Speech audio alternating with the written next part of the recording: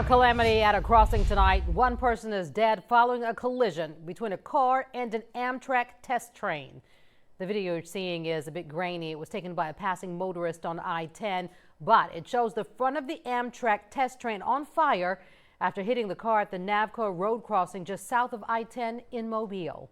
NBC 15's Darwin Singleton joins us now live.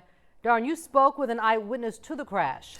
Kim, it was a chilling call that came across the police scanner about 6:45 tonight. A train had hit a car at the Navco road crossing, and then came word it was an Amtrak train and it was a fatality. And now we're learning the driver of that car may have made a fatal mistake.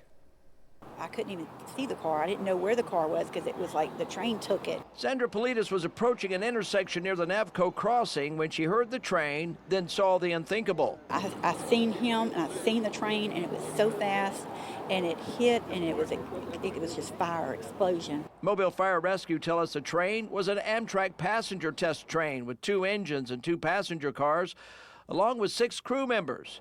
That crew managed to stop the train a half-mile down the tracks with part of the car still lodged on the front of the engine, still on fire. No one on the train was hurt.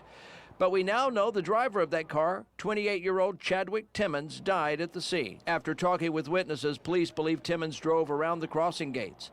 Sandra says that matches what she saw. And I saw the gray car was crossing he was in between the rails trying to get across to beat the train.